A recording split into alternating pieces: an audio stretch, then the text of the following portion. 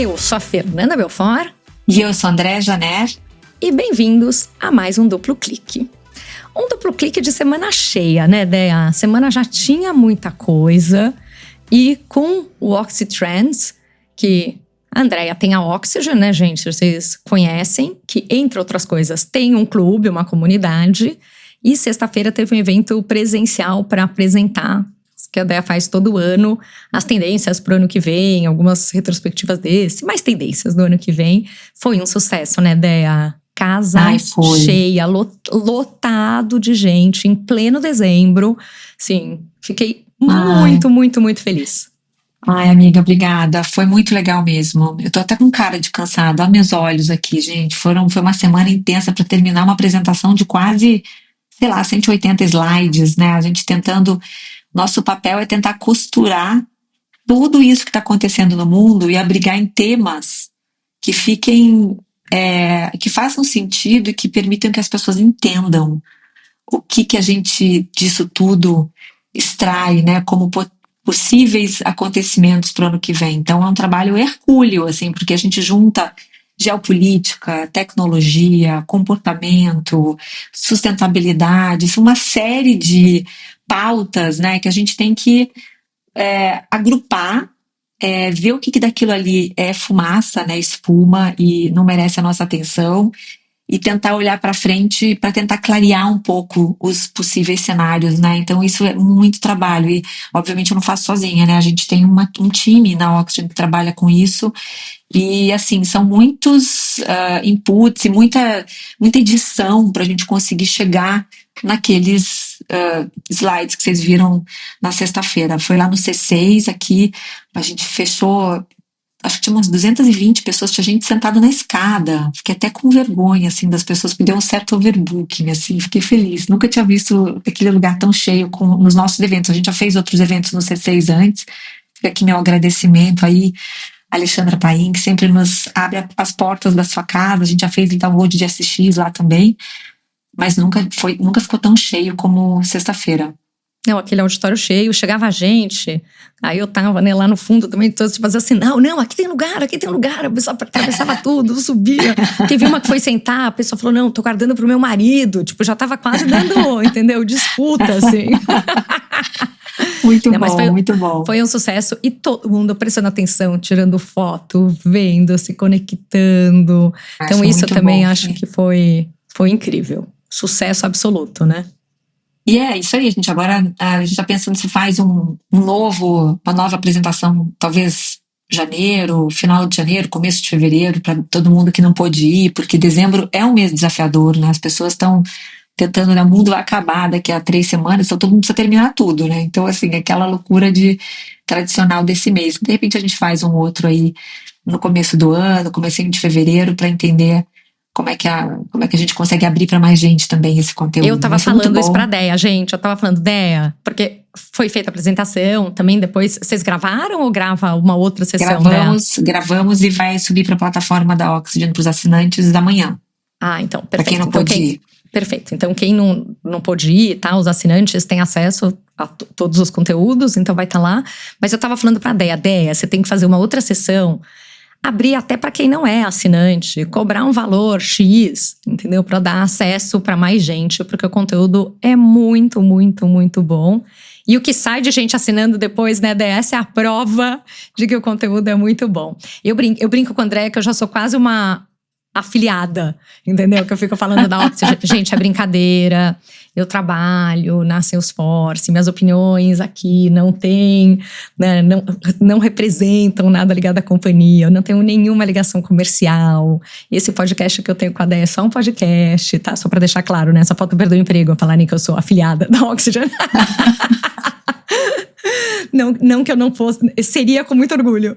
Mas então, a quantidade de gente, né, que sai, assina, ama, é incrível. Eu fico muito feliz com o seu sucesso, amiga. Obrigada, amiga. E você vai dar uma palhinha pra gente daqui a pouco, né, meu amor? A Dea mais pra frente vai contar um pouquinho, mas vamos fazer um round-up rapidinho de algumas notícias, né, Dea? Boa. Mas segurem aí que a Dea vai contar um pouquinho disso. São 5 anos de clube, é isso? 5 anos de clube. E gente que assina, tinha gente na plateia que assina desde o mês 1, que foi junho de 2020. foi pandemia, né? A gente é uma empresa praticamente de pandemia. Sim. E deu certo, Eu tô gente que desde o continua comecinho. conosco até hoje, exatamente. O Tá com a gente primeiro desde o podcast que a comecinho. gente gravou na tribo de marketing, você não tinha ainda o clube. Não, é verdade. Foi pré. Você tava. Foi pré. Eu lembro que você contou, não, Fê, eu tô com uma ideia de fazer e tal. Mas você não tinha ainda. Ai, então, que bom, deu certo. Que legal, né? Muito legal. Muito legal. E que mais? O que temos de notícias da semana? Algumas coisas que eu vi me chamaram a atenção, né? Essa semana teve o Dealbook. Então, o Dealbook é um evento, né, do New York Times. O Dealbook tem uma newsletter, né, do ano inteiro, né, do Andrew Ross Sorkin. Andrew Ross Sorkin, que é um super jornalista de economia, um cara que eu gosto muito de seguir. Âncora, e que lançou, né? E lançou um livro agora, que não chegou no Brasil ainda em português, mas é um livro fenomenal sobre economia, em que ele estudou durante muito tempo o crash de 1929 da Bolsa. E tá essa discussão se tem bolsa de A ou não, né? Se tem bolha de A. Exato, e ele tá vendo muitos sinais de um estouro da bolha, né, que se aproximam muito do que aconteceu às vésperas do crash de 29. Então, esse livro é um calhamaço. Meu marido já comprou, o Lara já está começando a ler, eu ainda não cheguei lá. Ai, mas fala pra ele ler, depois ele faz um download pra gente. Eu vi uma conversa dele com o Ray Dalio. Eu comecei a assistir no YouTube, a vida aconteceu, eu tive que trabalhar, alguma coisa assim, e parei. Mas ele tá super divulgando o livro, né? Não, e o livro parece que tá super bem, tá super elogiado, e eu acho que vai ser um must aí de 2026, um must read. Mas o Dealbook é um evento que ele leva pessoas importantes para entrevistar. Então, as entrevistas do Dealbook ficam muito célebres. Eu me lembro uma que ele fez com Adam Newman, do WeWork, depois que o WeWork quebrou, depois da série, depois de tudo. É uma entrevista que ficou muito, muito famosa, muita gente depois assistiu no YouTube. Então, as entrevistas dele são consideradas muito, muito boas. E ele entrevistou, uma que eu gostei particularmente, foi do Dario Amodei. A gente já falou bastante dele aqui na Oxygen. Ele é o CEO e cofundador da Anthropic, e Anthropic é quem faz o Claude, que é um LLM que muitos de vocês devem usar, né? Eu sei que hoje em dia, quando eu vou nas palestras, eu pergunto, quem está usando ChatGPT? Aí, assim, sei lá, 70% da sala levanta a mão. Falo, quem está usando Claude?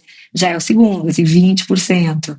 Aí o resto fica entre, sei lá, Perplexity, agora está crescendo o Gemini, as pessoas estão voltando a usar o Gemini por causa dessa última atualização, mas o Claude é um queridinho, né? A gente gosta bastante dele, e é o LLM que o Manus usa, inclusive, né? Que é minha preferida, a gente sempre fala disso.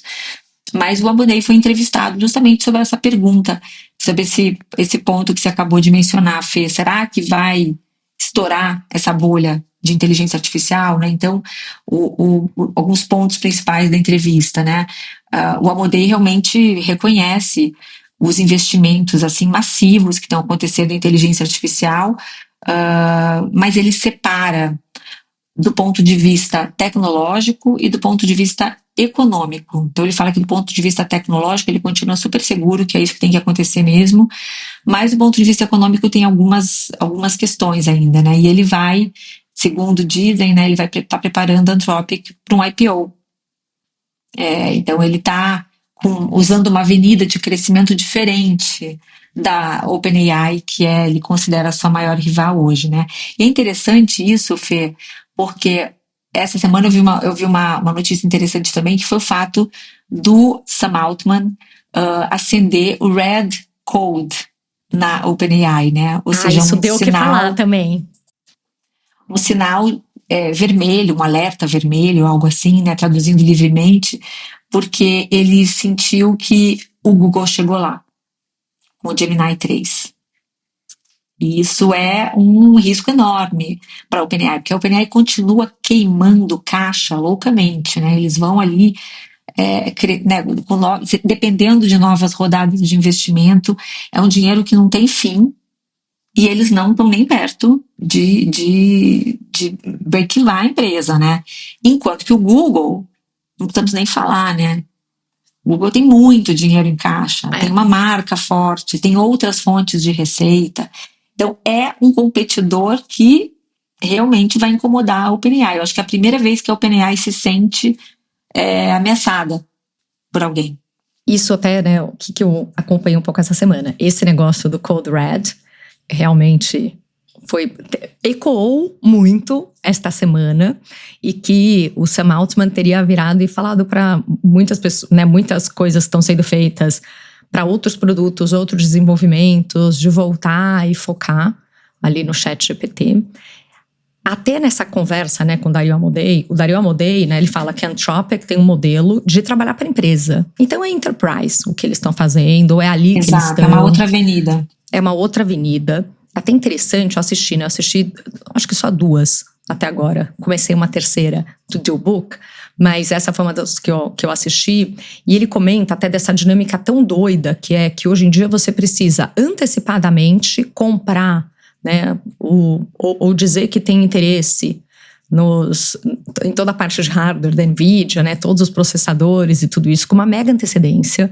Então é aquela coisa muito doida, porque você vira e fala assim, quanto que eu estimo que vai ser o tamanho da empresa daqui a 1 ano, quanto processador eu vou precisar, e eu tenho que ir e falar que eu tenho um compromisso de comprar tanto.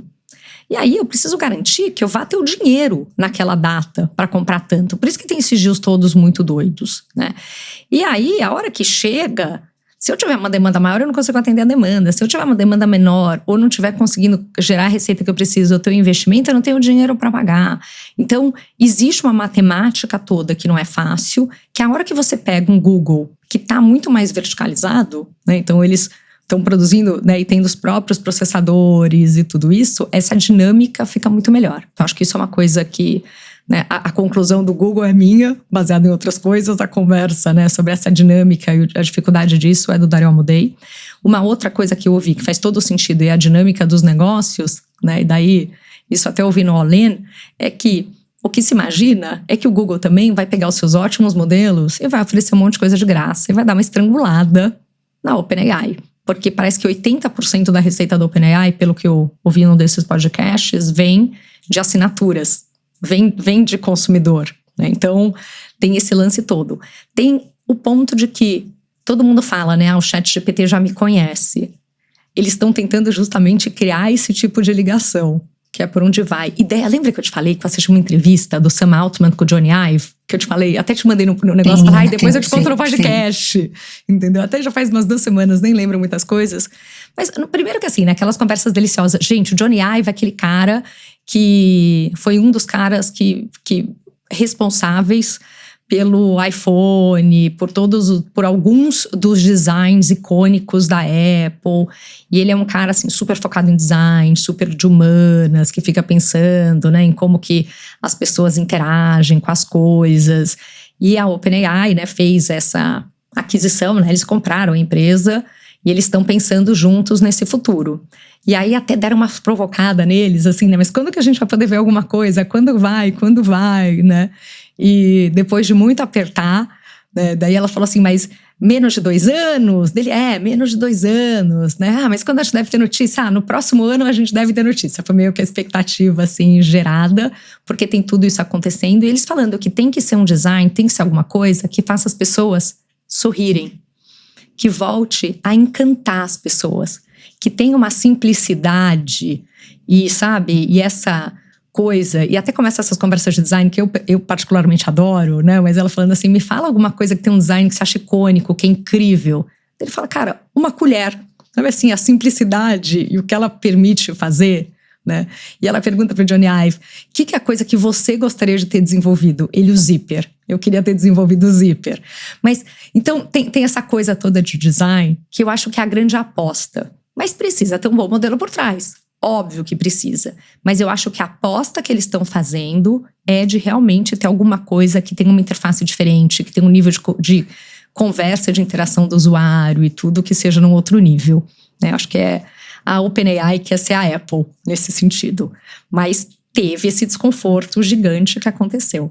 E o Dario Amodei, também perguntaram para ele, né? O Andrew pergunta para ele, porque deu um super bafafá também, porque o David Sachs, que é o cara que cuida de IA e cripto, o czar disso, né, do Trump, que é o cara do podcast lá do All In, falou que a Anthropic é muito woke. Então, porque o Dario Amodei tem matérias até falando, né, que ele é o último cara que realmente tem uma conduta ética e tudo isso. Ele fala um pouco da entrevista sobre esse dilema entre, né, assim, tudo que você quer desenvolver. Regulação, né? Exatamente. Ele é a favor de regulação. Ele, desde o início, falou que ele é super a favor de uma regulação forte. Por isso que eu acho que ele é tão criticado. Mas ele, quando ele saiu da OpenAI e abriu a Anthropic, ele disse lá atrás, lembra que eles tinham um code? Como é que é o nome, Fê, do negócio que eles têm? Eles têm tipo um código um código ético que é o que regula o desenvolvimento da IA dentro da Anthropic. Eles criaram uma Constitutional AI, me lembrei. Constitutional AI. Lá atrás. Então, eles sempre se posicionaram como uma AI mais ética. Então, eu acho que eles têm esse código de conduta interno, que é o Constitutional AI, que a gente na época deu muito isso nas nossas news, porque foi muito bacana, assim, ver como eles criaram, né, um corpo ali de diretrizes para orientar o desenvolvimento de algo que eles sabiam que ia ser muito grande, né, e que precisaria ter algumas regras. Então, desde o início, a Anthropic, por isso eu gosto tanto do Claude, por isso eu gosto tanto do Dario Amodei, porque eu acho que ele tem muita noção, e ele fala, eu já vi o Dario Amodei umas 2 ou 3 vezes falando nesses festivais, já vi ele em Davos, ele sempre vai, e ele é um cara muito enfático nessa provocação, né, tipo, para onde a gente está indo? Só que ao mesmo tempo ele tá indo, né? Então é aquele. Mas aquela coisa tipo, tá, mas você tá indo também, né? Mas ele decidiu ficar só na parte de enterprise, né? Que é uma parte um pouco menos. Claro que tem toda a discussão de emprego, que aliás teve 1000 coisas essa semana. Gente, essa semana, eu e a Déia, se deixar, a gente fica aqui 8 dias falando, né, gente? A gente não vai ficar, tá? Fiquem tranquilos. Mas essa semana saiu muita coisa dessa parte de emprego também, né? Assim, um monte de estudos e coisas. Vi muita repercussão falando disso, do quanto toda a estimativa é que tenha. Primeiro, o impacto de perdas de emprego e depois tudo isso acabe gerando mais empregos e que tenha um saldo de que, sei lá, eu vi um estudo do Gartner dizendo que vai ter essa barrigada e daqui a, 5 anos já vai ter mais emprego do que tem hoje. Mas, obviamente, empregos com perfil diferente. Precisa ter um reskilling. Mas a hora que, tirando essa discussão de emprego, a parte de enterprise é uma parte muito mais safe, né? Do ponto de vista de o impacto que isso tem. E os impactos não intencionais que a tecnologia pode trazer. Porque, né, o Diogo Cortis foi fazer uma apresentação essa semana, ele usou ele trouxe isso no meio da apresentação, né? De quais são os impactos não intencionais da tecnologia. Então, acho que no fundo acaba ficando mais protegida essa parte de enterprise. Eu acho que sim, mas no fundo, enfim, o que eu acho que as perguntas que os jornalistas fazem nessas horas é, tá, você tá alertando, você tá falando, mas assim, você também tá fazendo, né? E eu, quando vi o Dario Amodei esse ano em Davos, ele fala que ele tá indo, que ele tá fazendo, porque se ele não fizer, a China vai fazer.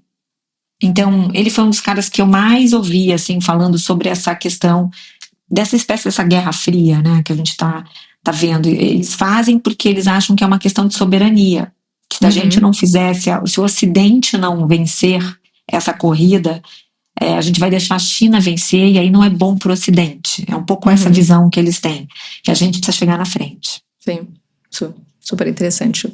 E daí teve até uma provocação, né, porque uma hora ele falou alguma coisa de que alguns gerenciam um pouco melhor esse risco, outros não, né? De quanto que vai fazer, o que vai fazer, até onde vai. E o Andrew provoca e fala, quem são? Dele, não vou comentar isso, né?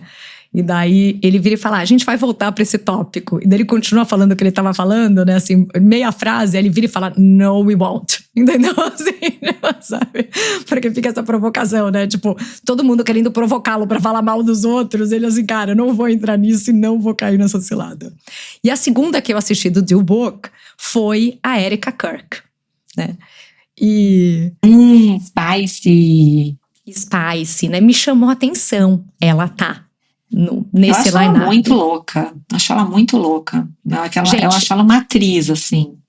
A Erica Kirk, lembrando aqui, né, nossos ouvintes, tem um super amigo meu que trabalha comigo, tudo, que falou, a Fernanda não segue a Virgínia, né, ela segue, tipo, o Sundar Pichai, entendeu, assim, né, os CEOs e tudo, mas só pra a galera que não fica acompanhando esses nomes todas as semanas, né, Dea, como a gente, a Erica Kirk é a viúva do Charlie Kirk, né, Dea?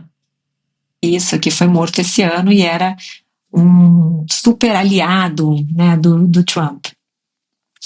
E ele é um cara polêmico, com uma série de ideias. Era, né? Porque ele faleceu. Ele era um cara polêmico com uma série de ideias que eu pessoalmente não concordo, acho que muitos de vocês, nossos ouvintes, também não, né? Porque com certeza tem um certo alinhamento, senão vocês não iam estar ouvindo a gente tanto.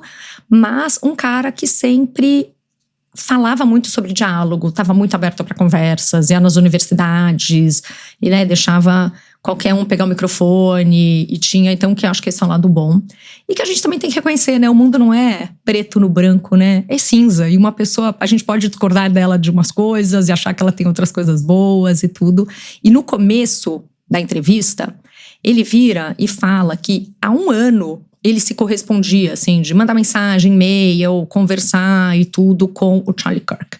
E que, por mais que ele não concordasse com muitas das coisas, ele sempre conseguia ter um diálogo muito bom. E conversar, e discutir coisas, e colocar o ponto de vista dele, e ouvir o ponto de vista do outro lado, e ter conversas nesse sentido muito interessantes. E que ele ficou muito tocado quando ela virou e falou que perdoava, né, o assassino.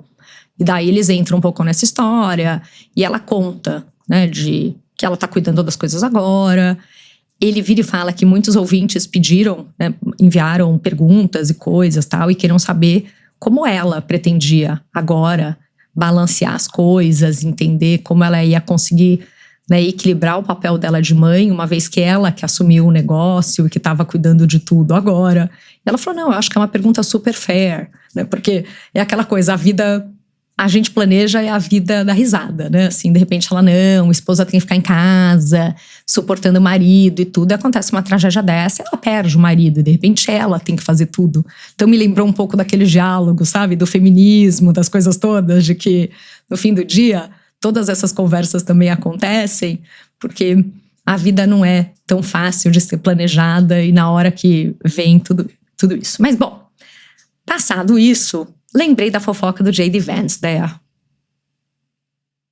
Esse babado permanece, né? Essa fofoca continua rondando o J.D. Vance e a Erika Kirk, porque só pra gente também resgatar, porque nem todo mundo também tá lembrando aí do início dessa fofoca.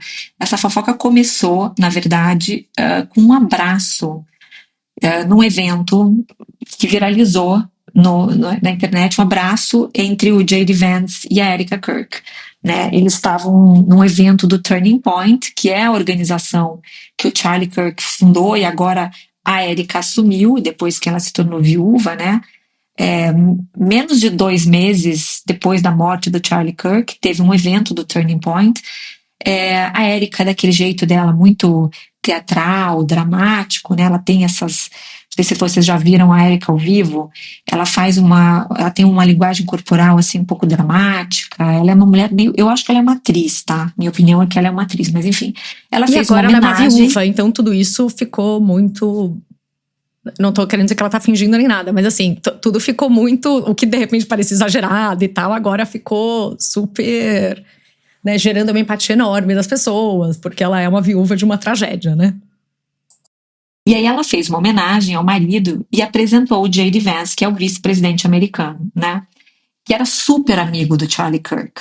Muito amigo. Eles eram considerados quase irmãos, eles se consideravam quase irmãos. Então, enfim, conviviam muito, provavelmente, né?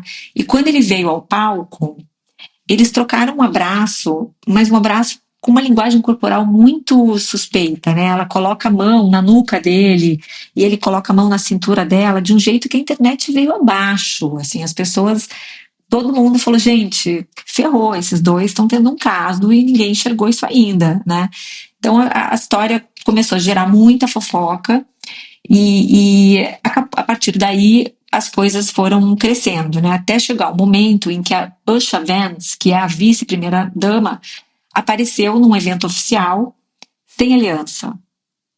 E rapidamente, né, foi gasolina no fogo. As pessoas falaram, pronto, o casamento dos dois está abalado. E começou uma especulação na internet. Será que J.D. Vance e Erika Kirk serão um casal? E aí, gente, tem uma história pregressa aí, que acho que vale trazer, que é o seguinte, a Usha tem uma ascendência indiana. Então ela não é cristã. E quando eles se casaram, acho que isso não era uma questão, porque o J.D. Vance não foi sempre essa pessoa que ele é hoje, né? O J.D. Vance tinha uma outra trajetória, uma outra vida, né? Até que ele era até crítico do Trump. Uma outra ambição política, potencialmente. Ele era até crítico do Trump. Ele teve uma virada. A história do J.D. Vance é um dia bem interessante de estudar, porque ele é um cara que ele apareceu ontem, assim, nesse mundo político cristão que ele acabou hoje abraçando. E quando ele se casou com a Usha, isso não era uma questão. Só que agora, para esse movimento cristão americano que está ganhando muita força, ele está sendo questionado. Por que ele é tão, né, ele tem falado tanto, ele é tão fervoroso, e isso está virando uma força política tão grande nos Estados Unidos, que a Usha passa a ser uma liability para ele, um problema. Ele está sendo questionado por muitos seguidores, enfim, eleitores, como é que ele é casado com uma mulher que não compartilha dos mesmos valores que ele. E aí o pessoal começou a enxergar, né, corta para esse abraço dele da Erika Kirk, e as pessoas começaram a falar, gente, mas esse é o casal perfeito. J.D. Vance e Erika Kirk juntos é uma dupla explosiva, ninguém segura essa dupla. Então esse é um babado que vale a pena acompanhar.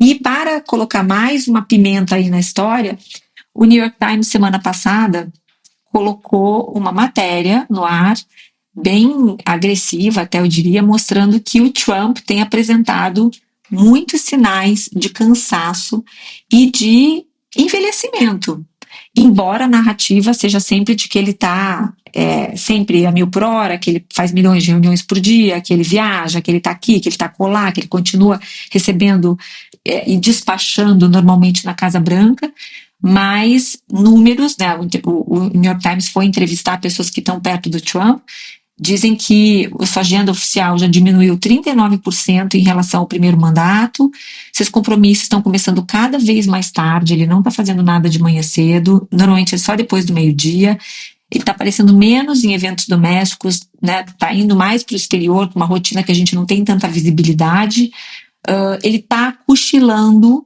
em eventos oficiais, então tem vários vídeos mostrando o Trump fechando os olhos, que é uma coisa que ele falava do Biden, não sei se vocês lembram, gente, ele chamava o Biden, quando eles estavam competindo aí pela presidência, ele chamava o Biden de Sleepy Joe, porque o Biden, tadinho, ele dormia mesmo, e agora o Trump está fazendo a mesma coisa, né? Ele perdeu peso, enfim, são duas coisas que, né, acho que essa história do J.D. Vance com a Erika Kirk e o cansaço aparente, talvez perda, talvez da vitalidade do Trump, são dois lados de uma mesma moeda, né? Porque a gente sabe que se o Trump, por exemplo, se acontecer alguma coisa com ele, mesmo se ele for impeachment, porque não vamos esquecer que em outubro tem midterms, né? Tem aí eleição para o Congresso americano e ele pode perder a maioria no Congresso.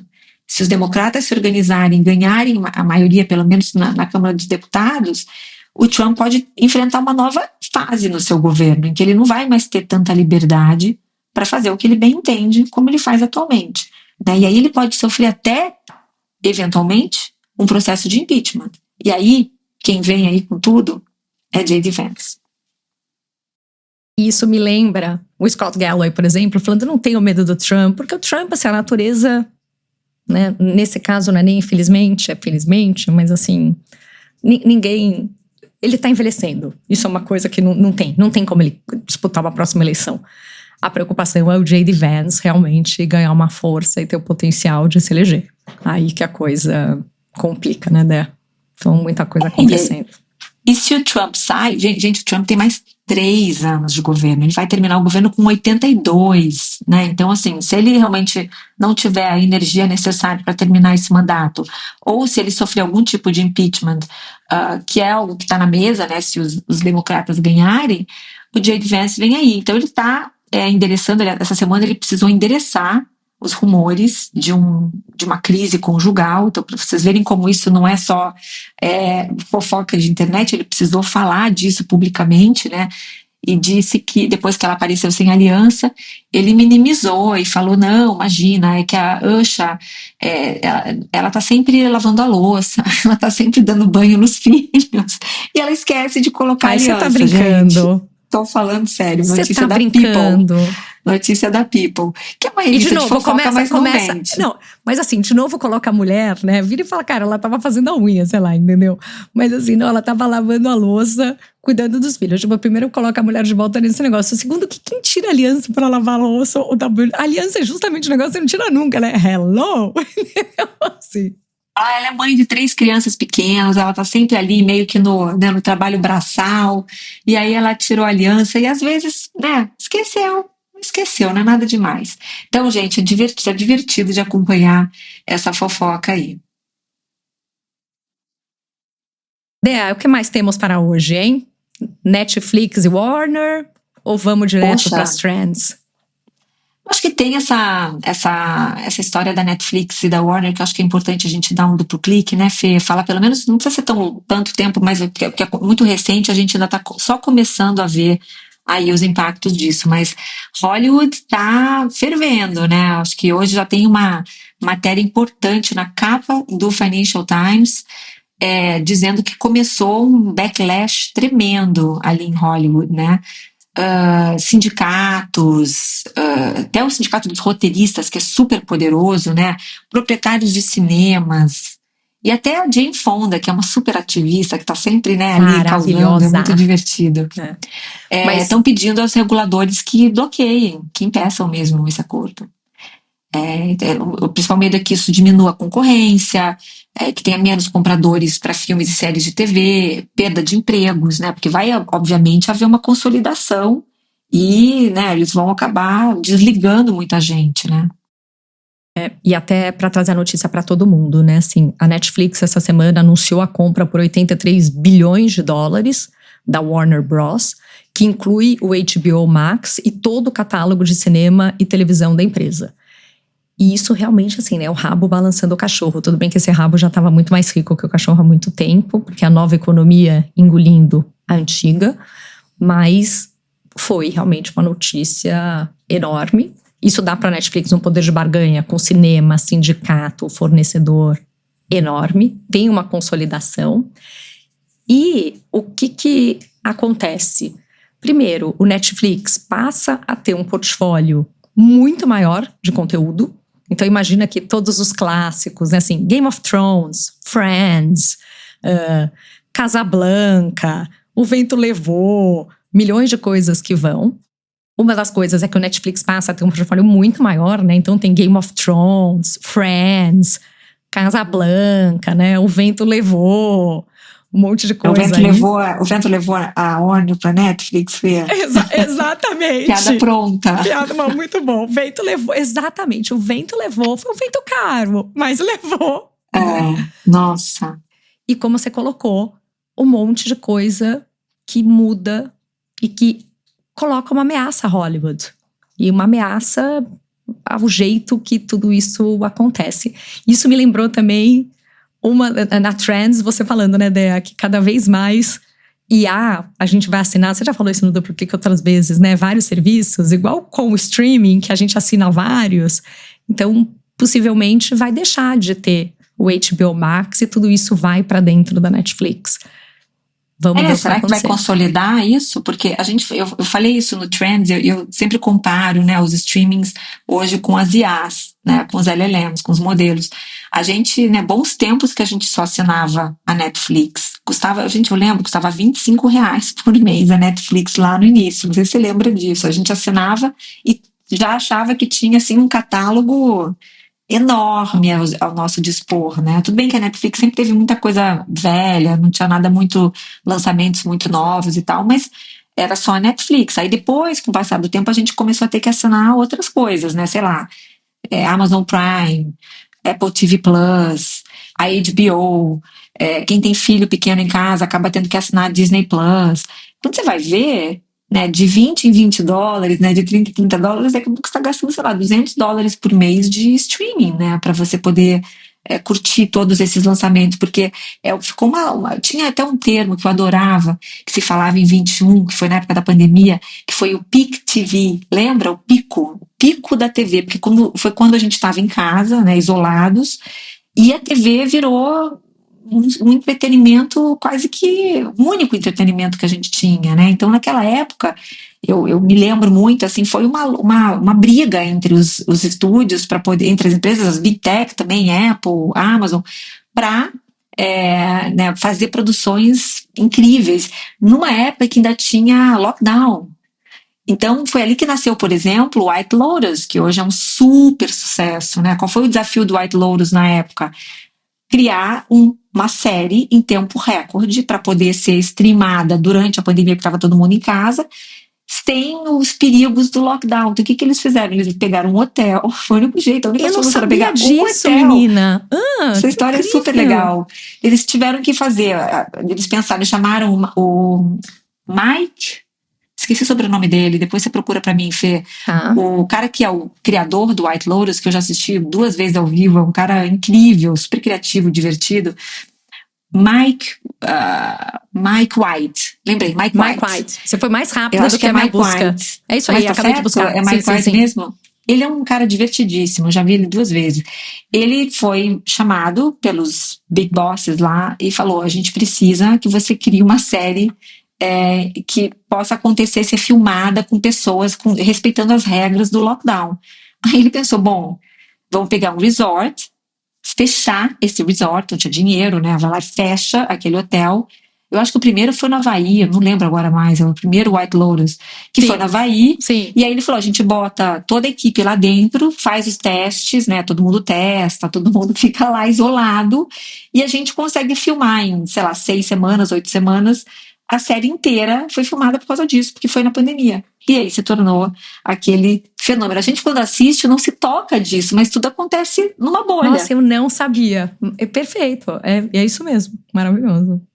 E aí, então, depois disso... Foi um sucesso, né? Foi sucesso e continua sendo assim. Sempre é no hotel. Aí ficou essa narrativa é a mesma até agora, mas é meio isso.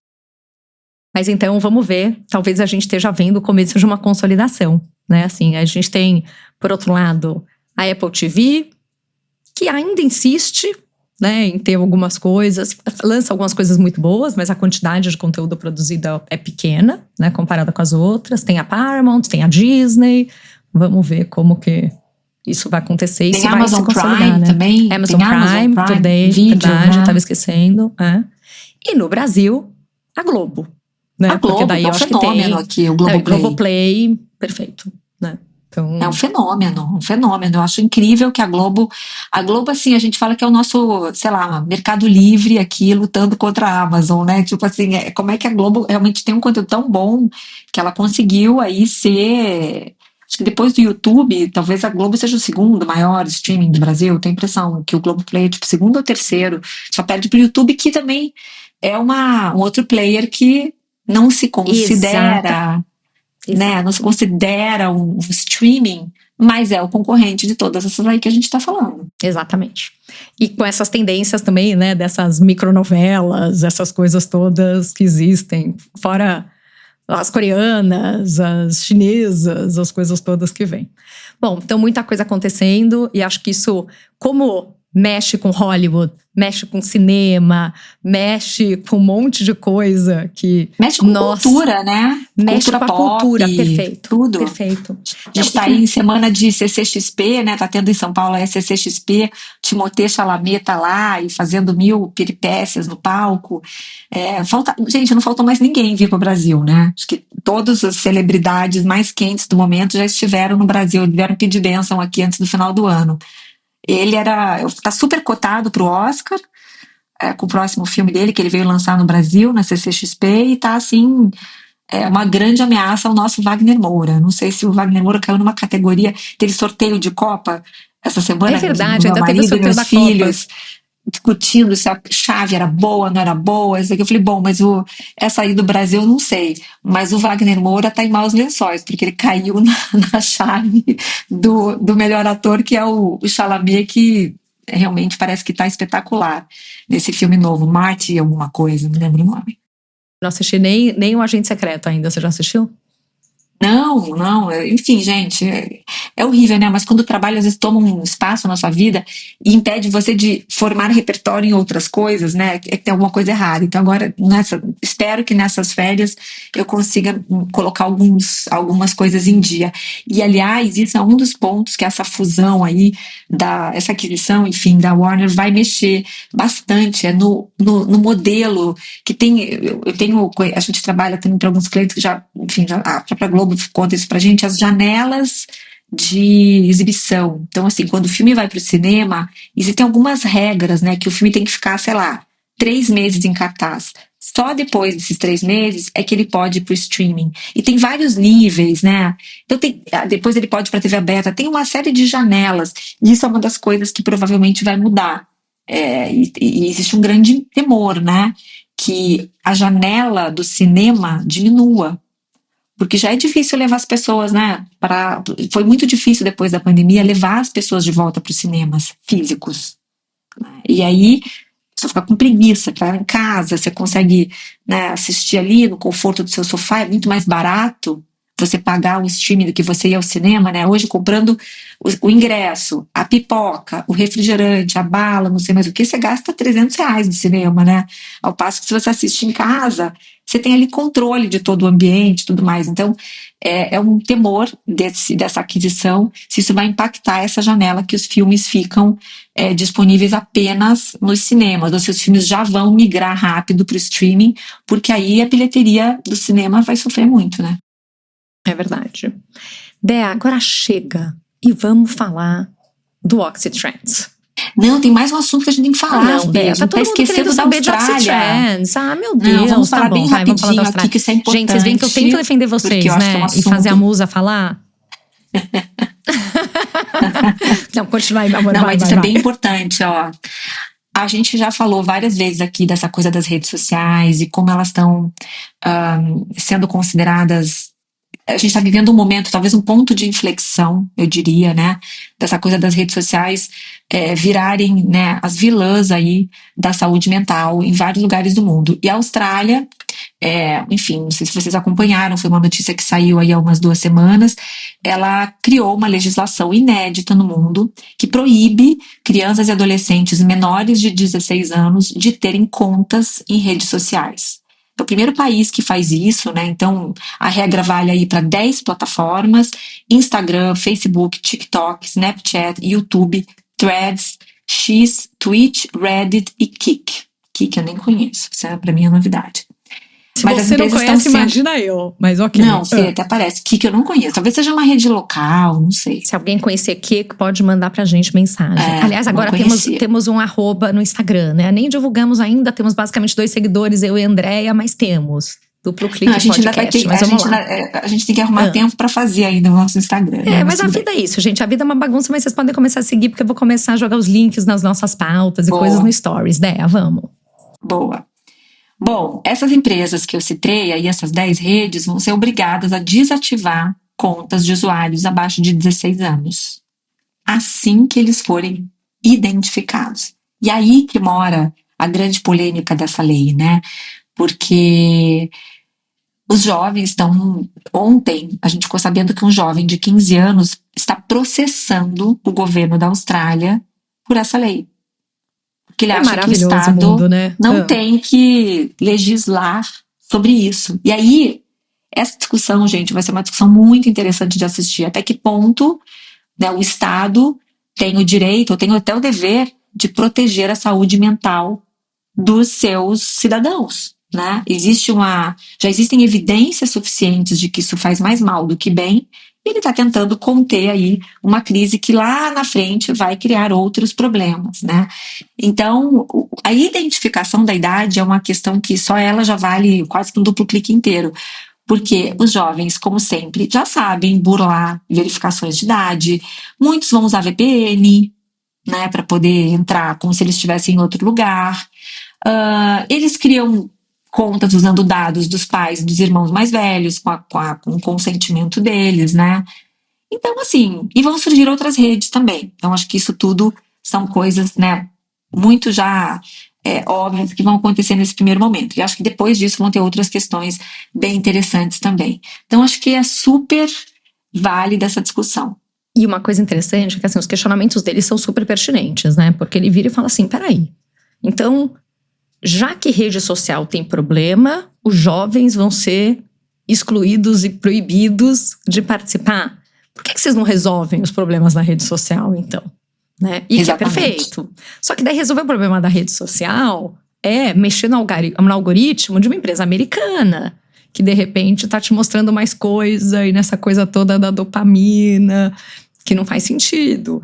Ideia, eu que, né, bom, você já tem filhos jovens adultos, eu tenho filhos adolescentes ainda, mas eu fico pensando, quando forem identificados, quer dizer que tem um monte de gente que já tá na rede social, já tá viciado nisso, já tá nessa mega dinâmica, e que se amanhã identificarem que é menor, bloqueia uma conta e deixou de ter. Então, quer dizer, imagina o pânico, porque não é assim, não. Agora, tipo o TikTok nos Estados Unidos, vai proibir, daqui pra frente você não vai conseguir mais fazer o download. Mas não é que não mudou. Não mudou pra quem tava lá, que de repente do dia pra noite vai parar de ter acesso. Então, eles devem estar em pânico, esses jovens todos que já estão acostumados com uma dinâmica social dependente de mídia social, né? Super, eu tô até procurando aqui no grupo do Oxygen Pro. Ontem eu coloquei esse vídeo do jovem que processou o governo australiano, e uma pessoa que está no grupo escreveu assim, é um argumento válido e um call urgente, mas a minha sensação do jeito que as coisas estão hoje é que ele está pedindo algo equivalente a tirar as substâncias químicas e viciantes do cigarro só para poder fumar em paz, né? Então, essa coisa de você, até que ponto o Estado acaba sendo penalizado por um comportamento da iniciativa privada que é nocivo para todo mundo, né? E aí eu estou me lembrando, fiz uma conexão aqui meio fora do assunto, mas acho que ela pertence também a esse mundo. Essa semana, a Prefeitura de São Francisco, na Califórnia, processou 3 multinacionais americanas por estarem causando danos à saúde das pessoas com alimentos ultraprocessados. Isso é um first. Isso é a primeira vez que acontece. Então, assim, eu acho até uma das trends que a gente trouxe no nosso OxyTrends, já que você queria que eu falasse do OxyTrends. Pode super 2026, falar. Quais eram as empresas mesmo? Mondelez? Kraft Heinz, Mondelez e Coca-Cola. E outras foram citadas no processo, embora não tenham sido processadas diretamente. Então, a prefeitura, que no fundo é quem arca com os custos de tratamentos de saúde para essas pessoas, né, querendo abrir um novo precedente aí, né? Tipo, a gente depois tem que ficar cuidando da saúde dessas pessoas. Vamos dar os Ozempic de graça ou vamos proibir, né? Olha que interessante essa discussão, né? Isso estava no OxyTrends, né, Dea? Estava no OxyTrends, porque qual foi a base da conversa desse tema de ultraprocessados? 2 semanas atrás saiu o maior estudo já feito no mundo sobre ultraprocessados. Foi publicado no The Lancet, que é uma revista científica super respeitada, né? Então é uma fonte absolutamente segura. E a descoberta é de que os ultraprocessados causam danos a todos os órgãos humanos. Então o estudo é grande, ele está disponível online, vocês podem dar um Google se vocês quiserem procurar, porque tem muita coisa que ele repercutiu muito mesmo. Porque foi, acho que a primeira vez que se entendeu talvez a extensão, né, dos malefícios dos ultraprocessados. E aí logo agora, né, 2 semanas depois, São Francisco toma essa iniciativa, que é inédita, né, de uma prefeitura processar as empresas que fabricam os ultraprocessados, acusando essas empresas de provocarem uma crise de saúde pública. Então, qual é a nossa aposta para 2026 em diante? A questão dos ultraprocessados, que já é, obviamente, muito falada, no Brasil, inclusive, a gente tem escolas que limitam a quantidade de produtos que podem estar na merenda infantil e tudo mais, mas é algo que eu acho que vai ser objeto de políticas públicas. Vai ter vai ter provavelmente novos paradigmas de rotulagem, tipo o que aconteceu no tabaco, por exemplo, né, que de repente as empresas foram obrigadas a colocar aquele aviso com aquelas fotos, né, que são super desencorajadoras, né, para quem está comprando um maço de cigarro. Eu não sei se isso funciona, se as pessoas olham para a foto e lembram, não vou fumar, porque eu posso ficar assim. Mas são regras, são leis que vão entrando em vigor e que vão complicando, por assim dizer, a vida dessas empresas, né? Então, acho isso bem interessante, um ponto para a gente prestar atenção aí em 2026, e que já reflete, eu acho, o mundo, né? Meus filhos são velhos, né? Mas assim, eu vejo as minhas amigas, o pessoal que trabalha comigo, que tem filho pequeno, já estão em outro tipo de alimentação, né? As festinhas infantis já são bem mais, tem uma consciência, né, de alimentação diferente, comidas mais naturais, não tem refrigerante, essas coisas, né? Você vê isso também, Fê? Eu vejo super. E eu imagino, né? Dava todinho para minha filha pequena. Então, e isso é uma coisa da indústria também, né? A indústria. E naquela época também, acho que não existia o entendimento quando a gente era criança, mas a gente cresceu ouvindo que Danoninho vale por um bifinho, que, né? Então tinha um estímulo a você dar a essa conexão, né? De uma coisa que vale a outra, né? E outra coisa que acho que está tendo um movimento muito interessante a gente já comentou isso alguns momentos aqui também. A comunidade científica também está estudando o que tem nos ultraprocessados, né? Qual que é o fator que gera todo esse dano? Porque a grande verdade é que ainda é muito caro e muito difícil você oferecer comida fresca para todo mundo. Muito do que o mundo melhorou em segurança alimentar, no sentido de garantir que todos vão ter acesso à comida, está relacionado aos prazos de validade, a não precisar refrigerar, a conservante, a milhões de coisas, né? Então a gente fala, tem uma expressão em inglês, né, que fala health is for the wealthy, né? Então tem uma... Total, a gente também tem que entender o nosso privilégio, né? Não é todo mundo que tem o privilégio de comprar comida orgânica, né? Exatamente.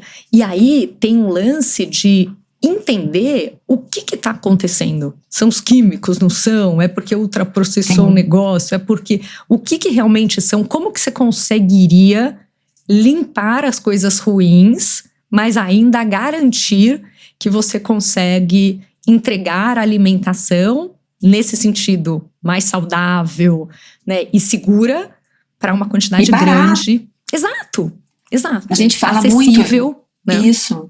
Eu lembro do conceito, um conceito que me chamou muito a atenção quando eu descobri que ele existia, que é o dos food deserts, num contexto de Estados Unidos, né? Eu não sei como é que, se isso existe no Brasil, enfim, que a gente aqui acho que naturalmente já tem mais acesso a frutas e coisas assim, mas nos Estados Unidos tinha lugares, cidades, em que não chega comida fresca, em que uma cidadezinha pequena, em que a única o único mercadinho onde as pessoas podiam comprar comida era uma loja de conveniência de um posto de gasolina.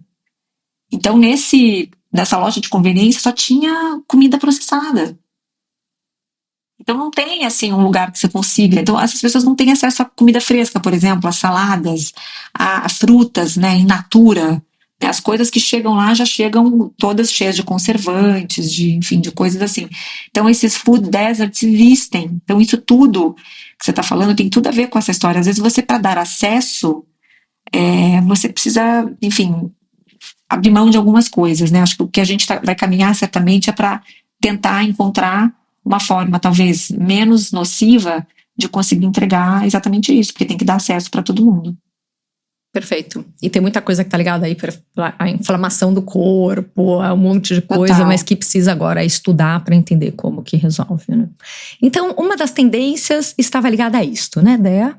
Sim. Eu tentando fazer a Dea contar um pouco do Oxytrans para vocês, né, gente? Eu vou conseguir. O que mais que a gente tinha de bom? Eu tô até pegando a apresentação legal aqui. Talvez você contar, né? Que assim, vocês apresentam macro tendências e micro tendências. Sim. Talvez a gente contar um pouco das do ano passado que deu certo, que não deu. Não sei o que você quer contar aí. A gente fez isso. A gente começa com, na verdade, recapitulando, mas assim, 25, né? Que a gente sai, essa época do ano é divertido, que saem assim, as músicas mais ouvidas do ano, as palavras do ano, a cor do ano. A gente não falou da cor do ano, Fê. Os podcasts. Não, e as retrospectivas pessoais, né? Que a gente comentou, que tem um monte de gente incrível mandando pra gente. Olha, quanto eu ouço duplo clique, né? Agradecendo aí nossos ouvintes queridos que nos mandaram, né? Alguns postaram na rede social, outros mandaram pra gente. Delicioso. Muito bom. Mas nessa época saem as palavras do ano, né? Tipo AI Slop, Rage Bait, Vibe Coding, Parasocial, né? As palavras que exprimem o Zeitgeist, né? Que eu acho muito legal esse momento das palavras do ano. A gente fala um pouco do que esperamos da pessoa do ano da Time, que acho que também é um momento que eu acompanho de perto, acho divertidíssimo acompanhar a pessoa do ano aí. Que, Você enfim, vira, já foi... você vira e mexe a aposta. então... Você já tornou pública a sua aposta desse ano ou não? Não lembro de Sabe ter que ouvido. não? Eu falei, acho que eu não ouvi. Não sei se eu que perdi. Então, a gente foi olhar as bolsas de aposta, agora que está na moda, né? Depois da garota da Cauchy, a Luana, né? A fundadora da Cauchy, que foi essa brasileira, que agora é a jovem bilionária self-made, a maior bilionária self-made do mundo, né? Que é essa brasileira, super jovem, 29 anos, que tem uma empresa de apostas em tudo, né? Aposta esportiva, né? E nas bolsas de aposta, a pessoa do ano vai ser inteligência artificial. Aí eu falei, gente, que boring, né? Tipo a cor do ano ser branco. Não, mas gente, posso falar? Se isso acontecer, eu vou escrever pra Time. Porque assim, a pessoa do ano tem que ser uma pessoa, não pode ser uma coisa. Já foi uma coisa alguma vez na vida? Porque o que a gente fala justamente é isso. Não tem o IA Friend. Desculpa, não é amigo se não for humano. Tem alguns pressupostos. Só me falta a pessoa do ano virar uma IA. Não posso acreditar posso e falar, conceber. Mas o ano passado eu achei que ia ser o Jensen Huang. Ele, para mim, é uma forte aposta esse ano. Jensen Huang, que é o CEO da NVIDIA. E o outro, para mim, seria Sam Altman. Sam Altman, gente, qual é o pressuposto dessa história, né? Pessoas que estão fazendo a diferença no mundo. E o Sam Altman não precisa ser uma pessoa com impacto somente positivo. Isso que é importante entender. Não é que eles estão escolhendo alguém que faz bem para o mundo. É alguém que está influenciando o mundo. Não é o Nobel da Paz. Exatamente, não é o Nobel da Paz. Tanto que o ano passado a pessoa do ano foi o Trump. Né? Em termos de impacto, é inegável o impacto do Trump. E eu acho que a gente está vivendo uma era em que que é inegável também o impacto que o Sam Altman tem no mundo. Porque ele não foi ainda. Não foi. E o que ele faz mexe com todo o ecossistema de IA. Né? Porque cada vez que ele lança algo novo na OpenAI, as outras têm que correr atrás e keep up. Né? E aí ele que abriu a caixa de Pandora, né, amiga? Ele que abriu a caixa de Pandora, perfeita definição. Ele que abriu a caixa de Pandora. Então, se tem alguém que está influenciando o mundo, a meu ver, é ele. Então, eu acho que minhas apostas seriam esses dois, que eu acho que é muito mais interessante nomear quem são as pessoas que estão, né, avançando a IA, que no caso são o Jensen Huang, que faz os chips, que permitem que a IA avance, e o Sam Altman, que está colocando essa barra alta, né, do que nomear apenas a inteligência artificial, que é uma coisa, concordo plenamente com você. A gente também olha os assuntos mais pesquisados do ano na Wikipedia, e adivinha qual é o primeiro nome, Fê? Você estava lá, você vai lembrar, né? Charlie Kirk, o assunto mais procurado na Wikipedia. Então a gente vê aí essa isso conexão, me chamou a atenção, né? E foi um dos motivos que eu dei play na entrevista do Deal Book da Erika Kirk. Interessante, né? Ele realmente é uma força mesmo depois de morto, né?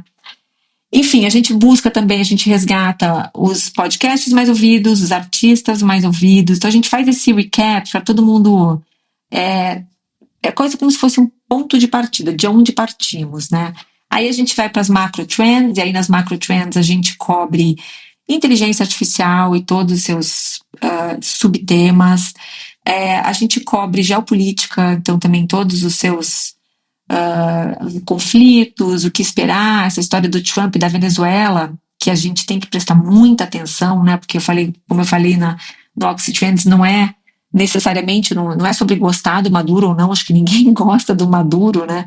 E sim sobre a forma como o Trump está atacando um outro país soberano, né? Então isso é bem preocupante, porque abre precedentes muito sérios, né? A gente falou também de crise climática, né? Com algumas perspectivas aí pós-COP e demografia.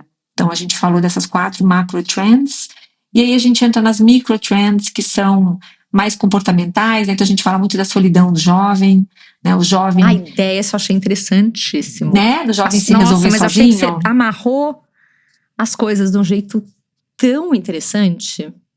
Que legal, Fê, obrigada. Mas assim, eu acho que é uma ficha que caiu, sabe? Tipo, o jovem Então, tem um não tem mais emprego, né? Um não tem mais insight, emprego. um insight único. Sabe assim, não tinha ouvido isso em nenhum lugar, porque eu e a Dé, a gente é muito fiel, né? Assim, às autorias, né, Dé? Então, achei um insight super único, super bem amarrado, achei incrível.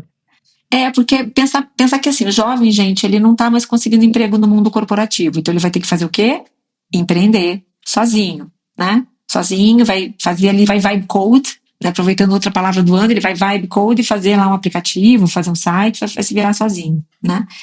Ele também não está conseguindo lidar com a crise climática. Ele está super ansioso. Aí ele vai fazer terapia onde? No ChatGPT.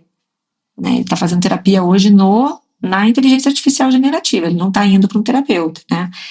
Ele também não consegue se relacionar com ninguém. Tá aí o livro do Scott Galloway para mostrar, né, que principalmente os meninos, né, os jovens rapazes não estão conseguindo se conectar com ninguém.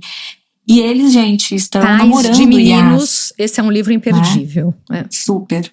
O Notes on Being a Man, do Scott Galloway, né? E por fim, eles estão se relacionando com o IAs, né? Desenvolvendo relacionamentos amorosos com uma IA e se resolvendo sozinhos até do ponto de vista sexual. Então, tudo isso, para mim, mostra, assim, claramente que o jovem está muito perdido, muito sozinho, e a gente precisa acessá-lo, né? A gente precisa furar aí essa bolha.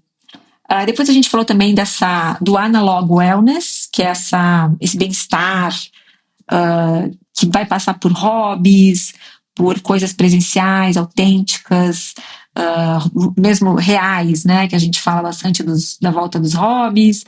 Falamos também de novas formas de entretenimento, como ao vivo cresceu, né? E aí tem uma coisa que a gente está planejando. Tá vendo? A Fê trouxe o ponto cruz. A gente vai montar um grupo de bordado agora, depois dessa, né, Fê? Bordado, tricô. Eu coloquei tricô no nosso grupo porque eu achei mais divertido, porque a gente fala, estamos tricotando, entendeu? Só aquela coisa assim, né, de fofocando, entendeu? Mas é tipo isso.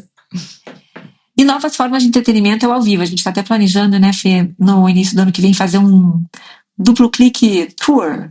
A gente gravar uns episódios ao vivo para poder, enfim, ter plateia, ter nossos ouvintes que pedem muito para encontrar a gente, para conhecer a gente pessoalmente. E tem uma interação de comunidade que é maravilhosa, total, né, Dé? Assim, comunidade gostoso. É uma coisa tão legal ir encontrar as pessoas da Oxygen, conhecer gente nova e a gente que muito bom. Tem um interesse em comum, assim, então muito, muito legal. É isso.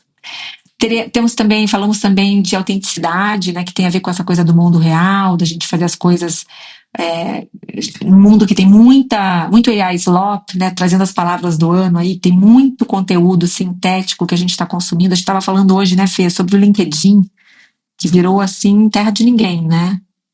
Não, e eu acho que o LinkedIn já era chato, né? Já era meio LinkedIn. Quer dizer, no começo era muito legal. Depois começou a ficar meio chato, tipo, parabéns pra mim, olha o que eu fiz.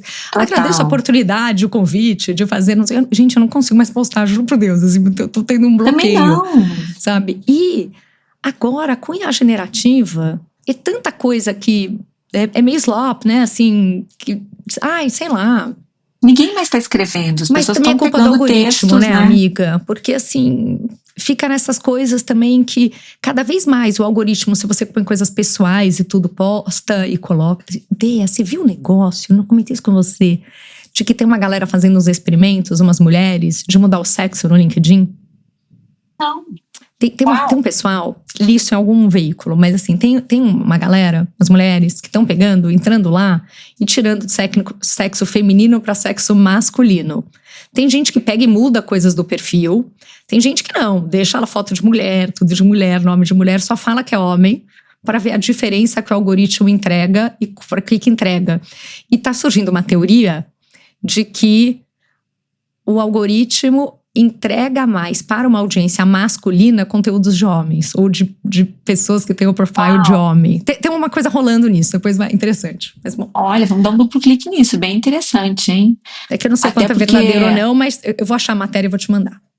Até porque eu acho que esse é um tema que a gente até não falou hoje, Fê, mas assim, essa foi uma semana bem pesada para ser mulher no Brasil, né? A gente teve aí vários casos de feminicídios que que foi assim uma coisa muito deprimente, que mostra que a gente ainda está na idade da pedra, né? Por isso que essa história do jovem, o livro do Scott Galloway, essa coisa toda dos meninos, de como a gente está criando esses homens, é muito importante, porque a gente precisa atacar esse mal pela raiz. É a forma como a gente está criando esses meninos, né? Mas enfim, nem vamos entrar nesse assunto porque a gente já está no final aqui. Enfim, a gente fala de wearables, né? A gente fala desses novos devices que estão gravando tudo sem a gente saber, né? Você tá hoje eu estava dando a palestra lá, tinha várias pessoas gravando a minha palestra no Plod, ou seja, aquilo vai se transformar num conteúdo não autorizado. Tudo bem, eu não estou reclamando aqui, a gente sabe que isso hoje é uma porque uma você zona pega cinzenta. como uma forma de, eu tô anotando, é a minha anotação digital. Agora, o que você vai fazer com isso, né? Assim, como essa coisa se transforma, o que… É interessante, né? É muito interessante. E você não sabe quem estava gravando, porque as pessoas hoje gravam com esse device que cola no celular, que é uma pulseira, que é um colar, e cada vez mais, isso é uma tendência que a gente trouxe, nós seremos gravados, nós seremos registrados sem saber. Tanto de imagem, né, com os óculos, quanto com aparelhos que só gravam o áudio. Gente, e isso abre uma nova avenida. Eu que sou mulher de advogado, já aprendi em casa que assim, tudo que você faz, você assume que você está sendo gravado. Entendeu? Nossa, é uma loucura, gente. Mas, uma loucura. Mas não sei se porque o Rodrigo é advogado, assim, não. Você tem que se comportar assumindo que você está sendo gravado. Do ponto de vista de seguir a lei, a boa conduta e tudo isso. Né? Do ponto de vista de privacidade. Do ponto de vista de privacidade, obviamente, é diferente. E do ponto de vista de direito autoral, também é diferente, né? Mas… Super! Gente, é o grande irmão, né? A gente está sendo gravado agora, literalmente, o tempo todo, sem saber. Depois a gente fala um pouco de saúde, de como está indo essa questão dos agonistas, né? De GLP-1, GLP-2, né? As canetinhas emagrecedoras, falando sobre as gerações, que é importante a gente entender que elas continuam evoluindo, e o Mounjaro já é uma outra geração, chamada de quarta geração, né? Dessas drogas. A história dos ultraprocessados e, por fim, o soft power brasileiro, que a gente quis encerrar com uma positive note, né? Mostrando que o Brasil, assim, viveu ainda, principalmente nesse segundo semestre, aí uma fase de muitas celebridades aqui, a nossa cultura sendo né, elogiada e espalhada aí pelo mundo, com Dua Lipa, Shawn Mendes, Oasis, sei lá, ontem, enfim…